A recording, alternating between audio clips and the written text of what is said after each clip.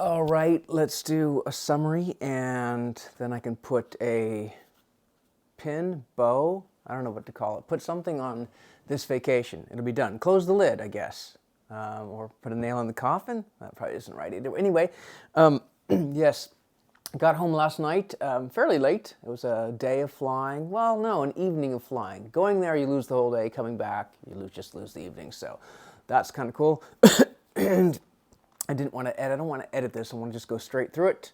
Just drill right through it and be done. First and foremost, yeah, the bug bites. Wow, it's just, I'm not going to show it because I wouldn't want to see it, but I would say probably 20 each leg. And that was combined with the one from the week before, although those are mostly healed, I guess. But the itching is just drives you crazy. It is awful.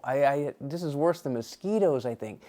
Oh wow. And I put the spray on, but I guess I thought it was mosquitoes, which was confusing because I was never seeing any mosquitoes on me. So I thought, well, how am I getting mosquito bites? And then it turns out it was pretty much, I guess, the beach. When we go to the beach, that they're not even technically, I guess, sand fleas. They're not mosquitoes. They're called sand fleas, although they're technically not even sand fleas. They're like mini crustaceans or something. It's a weird little animal.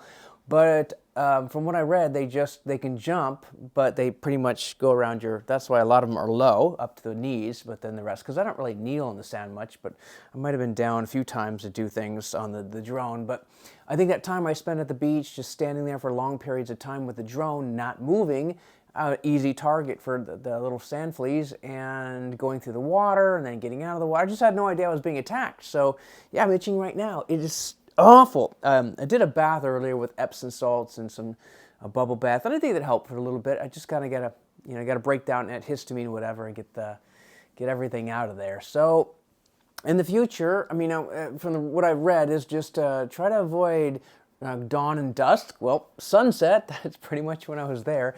So that didn't help. They said you can use DEET and stuff. One site recommended oil, just anything to kind of insulate yourself a little better against the bugs.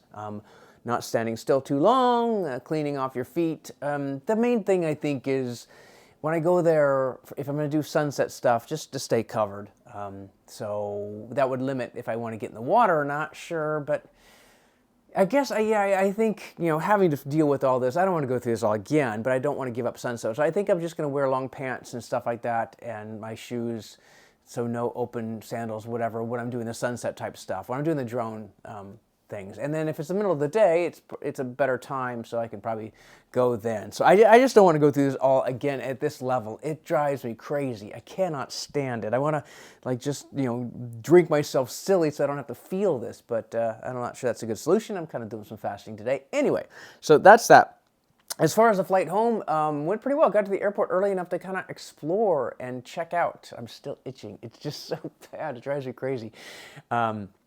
I would like to explore the airport more, and it was kind of nice. I mean, there's not much to see inside the airport, but the grounds have a few things, places you can kind of go. Not a lot, but I discovered a nice gazebo area and stuff that I think a lot of people miss.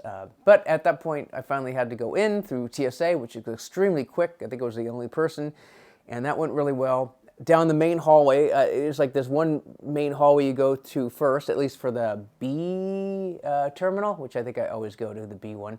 And unless I'm flying American, I think American is the C or D. But there's always just like the hallway right after security where there's like a bagel shop. And I've actually gotten a bagel there one time. And it was pretty good, but they're always burnt. There's always a smell of burnt bagels. It's like every time. It's like, stop burning your bagels, because it really ruins just the effect when it smells burnt. I don't know. A burnt bagel just kind of turns me off food, really. But good for fasting, maybe. So I noticed that almost every time. But I did have the Burger King, and I was so tempted. Whopper Jr. I love ordering on a kiosk because I can just sit there all day, unless there's a line, but I can just sit there and, decide what I want, and the payment's simple. So it's just so nice having kiosk payment systems these days. I like those things a lot. But they still have, the opportunity to pay at the front for people that have cash only. So that's kind of cool. Something for everyone. I was also had extra time. I got a time lapse of a plane being taxiing out. It was just cool to kind of like see the details. Like it goes out there and it straightens itself. They do like a wing check and a flap check, and then finally it took off. It took like 10 minutes of me sitting at the window holding my phone, trying not to like have my arm get too heavy. But I was able to complete it with very little movement, so I was happy about that. It'd be kind of cool to do more stuff like that, although a tripod would make that so much. I even had a tripod. I could have set it up, but it was in my pack. I guess I was too lazy to get it out.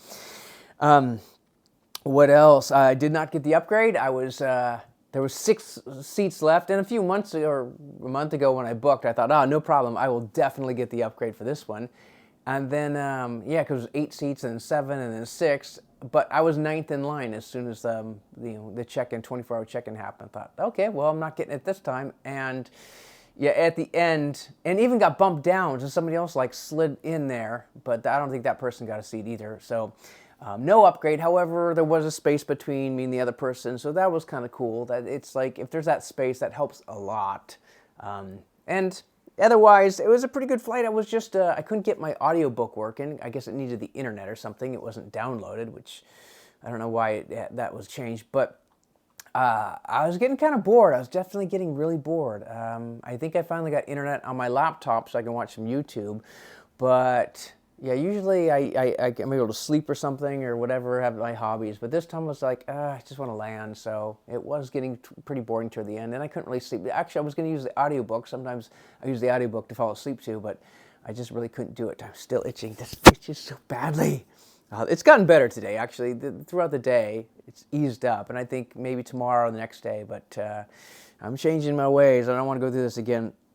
Anyway, oh, and they went back to the chocolate or drink type thing. They didn't even say it this time. It was just like if you ordered a drink, they didn't offer chocolate, but it's just like it's inconsistent, because going there, they offered the chocolate. Coming back, they didn't offer the chocolate. Again, I don't really eat it. It's just a matter of principle. It's like, I don't know, it's taking away stuff from people, but I got the drink, didn't need the chocolate. I counted, I have like 6 in my drawer and like 7 cookies. They still give you the cookies and the pretzels, when I like all that, but I don't really eat the chocolate. It's okay. It's not the best in the world, but it's also not awful.